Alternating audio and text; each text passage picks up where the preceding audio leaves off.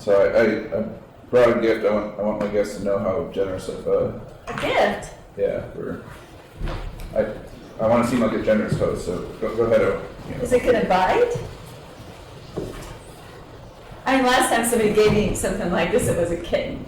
Oh. It's not a kitten. But Oh, good. it's I'm full up on cats. those are some overdue books. I was wondering if you could return to me. This won't be a problem. Yeah, it's probably like a gallon. I mean, is there a due date? Because 10 years ago. got it. I'm not gonna sweat it too much, but I'll enjoy the trip.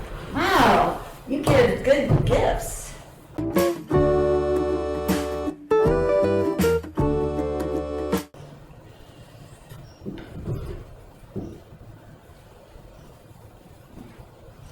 And welcome back to Between Two Furs. I'm your host, just say your name, and with me today is our guest, Marcia. No, I got that wrong. Would you mind telling, how do you say your name? Marcia, you just met a girl named Marcia. The whole thing? Marcia. And your last name? Do I have to? Marcia and your last name? Well, it's folk. Like poor folk or old folk. Can we bleep that out? This is a family show. Children watch this show. I understand. Do you spell that F, at symbol, exclamation mark, $, ampersand? Every time. All right, and so I'm told that you're a librarian. Well, I'm like a librarian. I'm not actually a librarian. I have a collection of images. So it used to be slides and photographs, but now they're all digital images.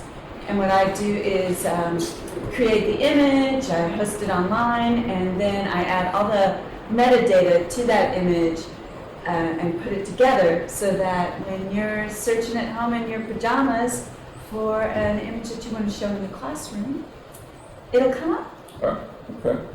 And when someone says the word library, how much does that offend you? Can we talk about something else? All right. And what are the different types of shushing that you're trained in? Well, embarrassingly, actually, I'm the one that gets shushed sometimes in my own collection area. Do you have a favorite shush style? My favorite was always the, not saying anything, but just the point to the sign. Oh, yeah. That's a good one. That's a good one. Right. And this library is at school? Yeah, it's at Binghamton University in the art history department. Oh, I've heard of that school. A very nice school. It's okay. And are you popular at the school? Do you have many friends? I've got a couple. I've been there for these many years, 35 years to be exact. But mostly my friends are in my favorite place at the university, which is, of course, the cafeteria. Oh, okay.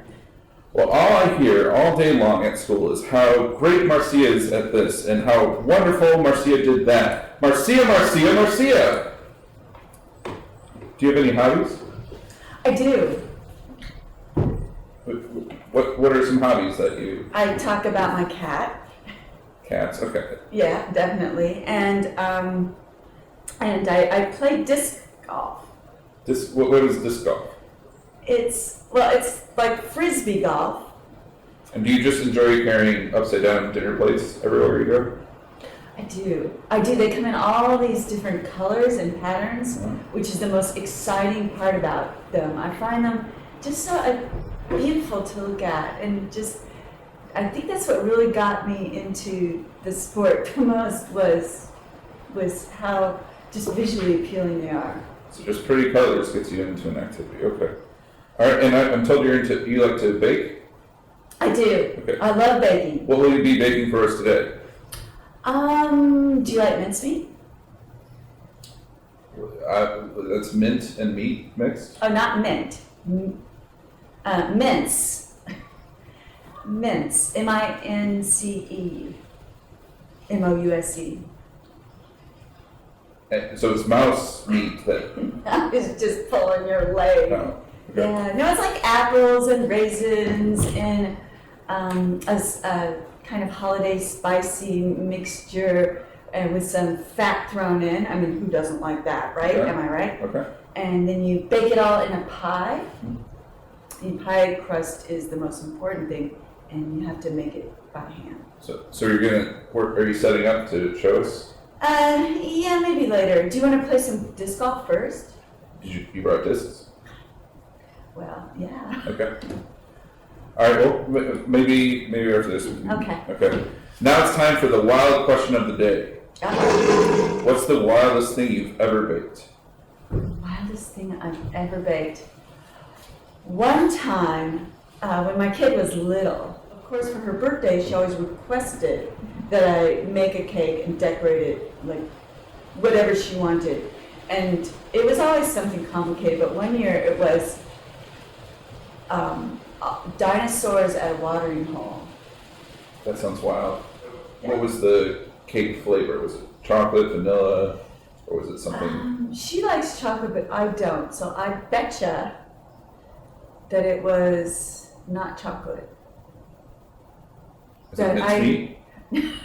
Mouse meat. Mouse meat. Okay. Yeah, that must have been the flavor. I'm That's sure. for cakes. Okay. I'm sure your cats would get into. Oh yeah. Well, where do you think I get the mice from to make the mice meat essence? You squeeze them. Full circle right there. But yeah. All right. And so we've been doing these interviews. We've been asking about Church in the Wild. What's the idea behind Church in the Wild in your view? Well, I didn't tell you, but one of the other reasons why I like playing disc golf is because I love being outside. And I don't have to be playing disc golf to love being outside. I like taking hikes and just, if my mind is unsettled, a lot of times just stepping outside and seeing what's going on. It really, you start to focus and notice things, and you realize that even though God is always everywhere, that you can particularly notice in many ways some of the beauty of creation or just the wonder of it, and you just have this feeling in your heart that God is there and God is with you. And so many times, you're out and you look up and you see a beautiful sunset or a blackburnian warbler, and you just are feeling worshipful. And I thought, if only church could be like this. And it can be, of course.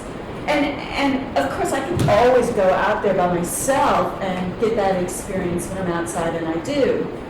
But it would be terrific to share that with other people and talk about it. How can others get involved in Church in the Wild? Well, there's a number of ways. They can follow us online, and we have all the typical social media ways to connect. And once you're connected, you can hear about what we're doing. You can sign up for our newsletter and just ease into being part of the community as we build it. And so there's this rumor that Skylake was named by a 4-year-old. If you were to be the first person to come upon this lake, what name would you come up for this lake? That lake?